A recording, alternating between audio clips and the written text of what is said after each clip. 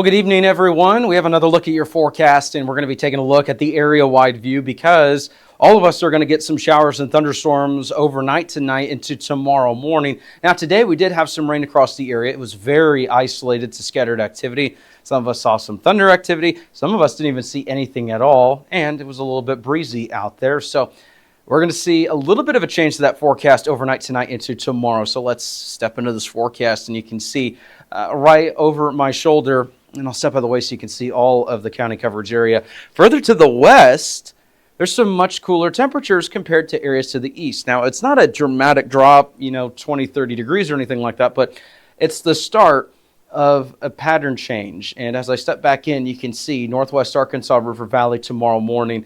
There's going to be a cold front that pushes through, but it's not going to be early enough that it's going to impact those morning low temperatures. Overall, overnight tonight into tomorrow morning, that system's going to roll through. It's going to impact areas further to the west a little bit quicker, maybe closer to that 1 to 3 o'clock timeline in the morning. And some of us are going to start off pretty cool. Some of us are going to start off a little bit more mild with humid conditions. So that's a look at tomorrow morning's lows. Let's get into that severe weather potential for tomorrow. And this is what we've got. Now, keep in mind, I mentioned this earlier, this is our own unique severe weather outlook. It kind of combines what the Storm Prediction Center does, has a different algorithm that goes along with it. So we give you, based off of the probability of, how likely it is that you see severe weather. Right now, a large portion of the area is in this blue. That's the low end category. It doesn't mean that there's no storms. It means, hey, there's enough of a potential that's not zero. Just keep in mind, you're going to want to stay tuned to the forecast, maybe have those ways to receive alerts. Further to the west and to the northwest, there's that orange range, which is medium, and that means that there's at least a medium potential that you could see some strong to severe storms in your neck of the woods. Overall, the potential overnight is going to be low, but there's enough ingredients there, especially as storms merge into a line, that I think there could be some damaging wind potential. Maybe a low-end tornado risk further to the west as well, but overall, like I said, the severe weather risk, it's not the highest we've seen, but I definitely want some of those areas further to the north and west to just have those ways to receive alerts overnight tonight to tomorrow morning just to be safe. That's not to scare you. That's just saying, hey, we got a potential tonight. Just be aware of it.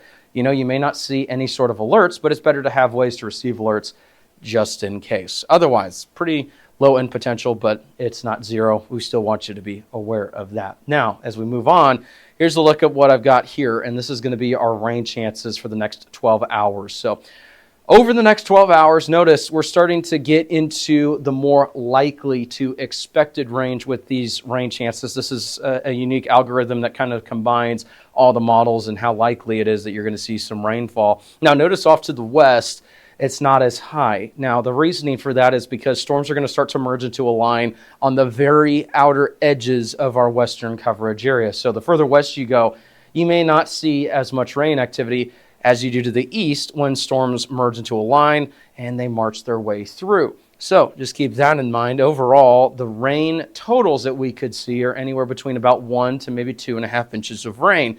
That may not sound like a lot, but in the span of 24 hours or less, that's a pretty good amount of rainfall. So there could be some localized rain and flooding issues in some areas, especially areas that see heavier rainfall. And let me show you what we're talking about with the Futurecast radar. So this is 1 o'clock in the morning, and you can see most of the area is quiet, but just to the west, we have some activity that's going to start making its way closer to the coverage area. Now, if we make our way into a couple different slides further, on into the overnight early morning, this is 3 o'clock. This is when activity starts to enter the coverage area. Now, as we make our way closer to around 5 and now 6 o'clock in the morning, pretty widespread rain activity in northeast Oklahoma, and this will be into the Tulsa Metroplex. This will be near Stillwater all the way up into Miami, Oklahoma. And for those who are new to this area, and you may be wondering why I say Miami's Miami, those in northeast Oklahoma will know it is Miami.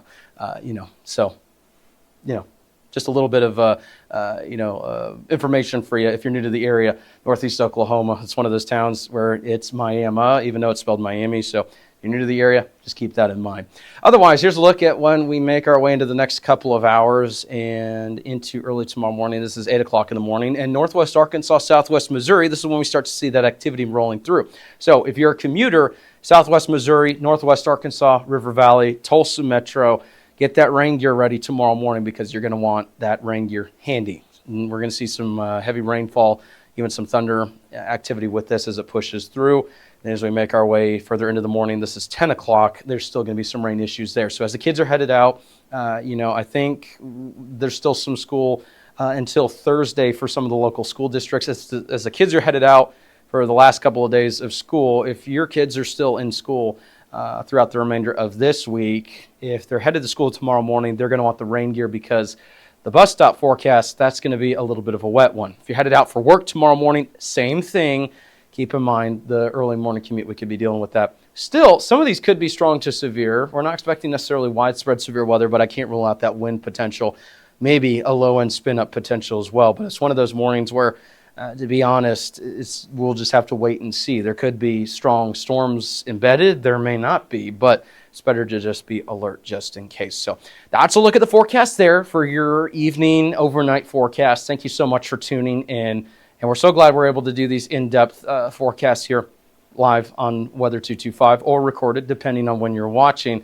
So thank you so much for tuning in. The best way to support us right now, we have a couple different ways. Share, like, and subscribe. The more that you share this, the more that you let people know, the more outreach that we're going to get. So going to do kind of that YouTube shameless plug here. Make sure you like, subscribe, and you share the videos. If you like these updates, make sure that you share those with your friends, subscribe, and also tune into the live 24/7 weather channel that we have here. So that's a look at the forecast. We'll have more, of course, throughout the week live on Weather 225. We are weather local to you since 2015.